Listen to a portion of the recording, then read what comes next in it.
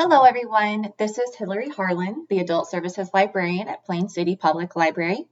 And today I'm going to show you how to use Google Images to do a reverse search in order to find out if the image that you're looking at online is fake or not. So the first thing you want to do is you want to start out on google.com. You can see I just typed it up there in the corner. And then you're going to go over here on the right-hand side and click on Images. So I'm over here. Once you're on Google Images, you're going to want to select Search by Image. And you have the option of either pasting an image URL or uploading an image. The easiest way I find to do it is to save the image onto your computer and then upload it through Google Images. So I'll go ahead and do that. I have a couple of files that I have used as examples. Some of you all might have seen this photo before. I'll make that extra large. This is a photo that was circulating on the internet a while back of the Seattle Seahawks burning an American flag in their locker room. So we're going to reverse image search that and see what we find. So I've just double clicked on it and we're uploading the file. And you see one of the first couple of links here is one of them is Snopes, which we've shared on our Facebook page before as a fact check site. So we'll go ahead and click on that one, fact checks from Snopes.com. So let's check that out. All right, did an NFL player burn an American flag in a locker room?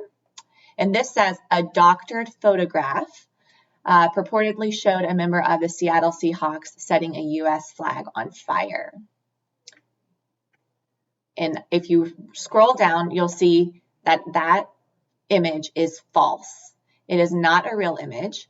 And if you continue scrolling, it'll show you the origin of the image, and it might show us the original image as well. So you can see by using Google Images reverse search, we were able to identify that that image is not a real image. It was doctored from this original image. So yeah, it's a really great tool that you can use to find out if what you're looking at is fake or not. So let's do it again. I'm going to go back to google.com and we'll do one more example.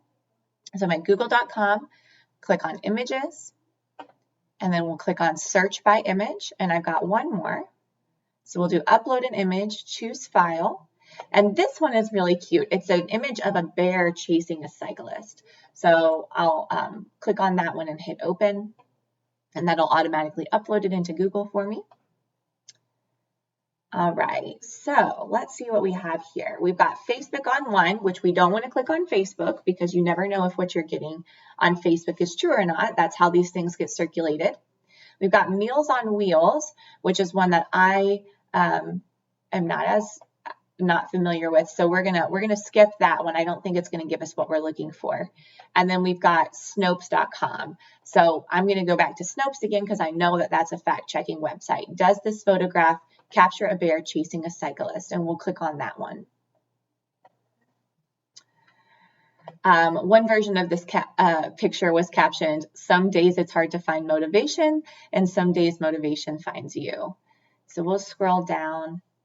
It shows a bear chasing a cyclist down a mountain road, and it is false again. Once you scroll down,